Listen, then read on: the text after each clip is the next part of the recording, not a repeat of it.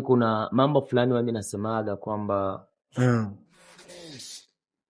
sio poa sana kumdharau mtu mlemavu. Na nisikia. Siku hiyo mimi nilikuwa naona kipindi kile Chad, mimi nilikuwa mcheza mpira. Nilikuwa mcheza mpira na nilikuwa na maliza kucheza mechi ambayo nilikuwa nayo Minova. Ndio. Nikatoka Minova nikashuka Ijino, nikaenda kucheza mechi. Na hapo nilikuwa nimesha sign kitu ambacho nipashwaga enda Swiss. Call the foot ya Dido, ya coach Dido. Ndio. Sasa alafu mwami wa pale Rubenga akanitia akaniambia Dr. yani hapa hiyo wakati alikuwa ananitaka Kidiaba. Dr. Fresh Kidiaba. Nikaona kwa sababu pale nilisoma pale muda fulani nikaenda nikacheza mechi. Unajua pindi mpira ulipoisha, nilipopigwa masasi mimi niliona kwamba ni uongo tu. Nilijua ni uongo. Uliona kama uongo? Niliona ni kama ndoto kwa sababu mimi nilikuwa jua tu. Unaona unapopigwa masasi usikii maumivu. Usikii maumivu. Hawezi usikia maumivu. Yaani unasikiaga maumivu baadaye. Asemea wale waliponipiga masasi mimi nilijua tu kwamba najificha. Yani kwa sababu mimi nilianguka, masasi ilinipiga tumboni, ikatoboa tumbo, ikavunja na mgongo. Sasa nikapoteza akili. Sasa nilipotoka nikarudia katika utu uzima, nilijua kwamba yani ni lazima hapa ndo nimejifichia. Mbona lile jangwa la masasi lingekuwa la kunipata, lingekuwa limeshanipata. Unaona? Sasa mimi nikatamani nisimame. Nitaka kusimama ndio kaona tumbo yangu tayari inakuwa inaanza toka. Zilifika mpaka tumboni? Mimi nilizishika na mikono yangu na miwili. Hii mkono imeshagusa tumbo wangu. Tumbe natoboka, yani shati linajaa damu. Na watu wameshakimbia. Nilikuwa mimi pale na jamaa mmoja. Mungu amlaze mahali pema, yali alifariki kwa sababu alipopiga masasi. Yani masasi ilikuwa inanipitia ndani, yakitoka ndio namshika ile jamaa alikuwa mbele yangu na alikuwa mchezaji. Sasa kwa nataka kusimama, naona miguu kama haiwezi tena kutikisika. Kajiuliza nini hivyo? Sasa kutaka kuangalia ndio kuona damu. Nilipotaka kucheki damu ndio kuna tumbo tayari imeshaanza toka. Nikasema kana fariki. Basi nikacheki tena tumbo wangu. Nilivyojua kama ni mwisho nikatubu. Kwa sababu kweli Mungu hiyo siku ningeendaga kama hivi kabisa, tupo karibu sana majirani na Mungu na malaika. Lakini hivi nadhani kisa ilikuwa nini mpaka wale watu kupiga masasi? Unajua isa kile yani ni mambo tu urofa ya ambao sitaka nikazungumzie. Unaona muda mwingine serikali isipojipanga vizuri, wanaoteswa na kuharibiwa maisha yao ni waraia. Yani siku ilikuwa ni kama machi, ilikuwa tu mechi ya watoto. Kwa sababu mimi siku nipashwaga amkia asubuhi kakuja Bukavu kwa sababu ya kuandaa safari yangu ya kwenda Swiss na Ecole de Foot. Sasa hiyo siku kutokana na machi iliyokuwa ngumu, nikapitiwa na usingizi nikachoka. Sasa meli ambayo ilitokaga asubuhi ikatoka ganiacha. Kwa hiyo nipasha toka na meli ya usiku na nilikuwa toga salama. Ndio napitaga pale. Sasa kwa hiyo kama muda fulani ulikuwa mechi ya watoto wa masomo, ilikuwa inapangiwa na Sud Division. Ndio hapo wakatuidaga sababu tulikuwa na jina kubwa sana kimpira, wakatuambia bwana Dokta utakuja kufanya arbitrage. Nikamwambia mimi sitaki, wote ni mafans wangu.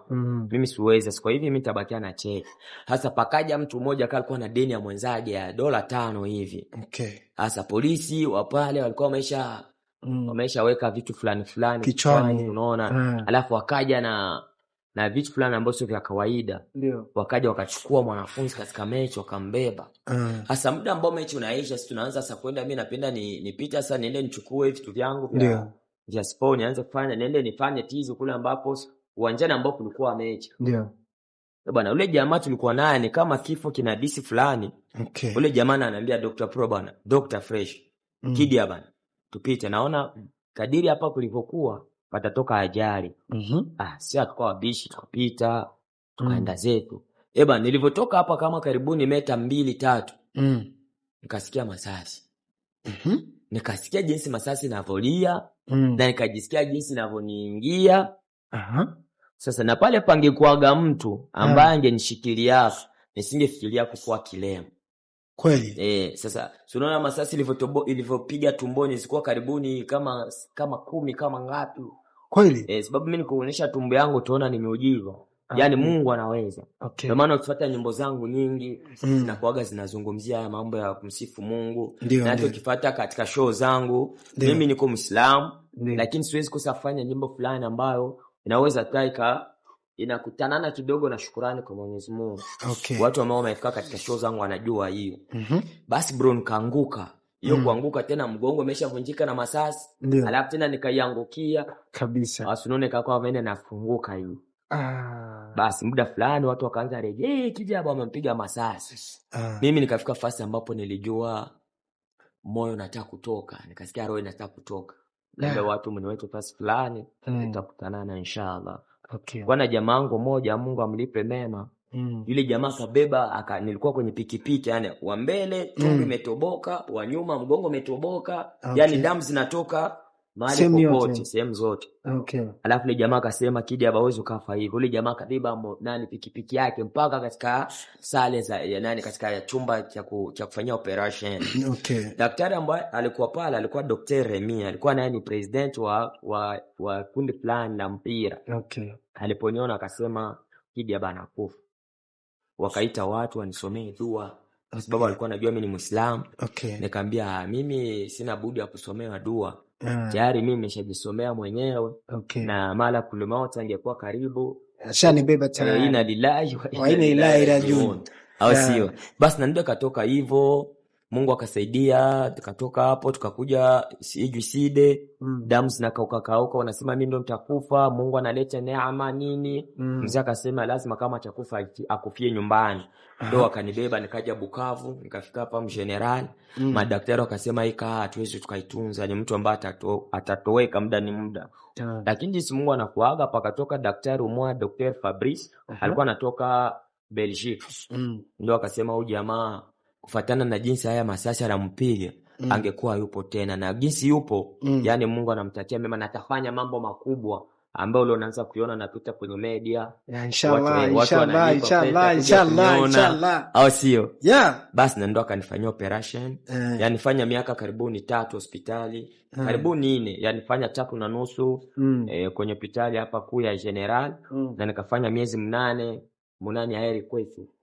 Yani ilikuwa karibuni miaka 4.5 ndio nitoka nyumbani.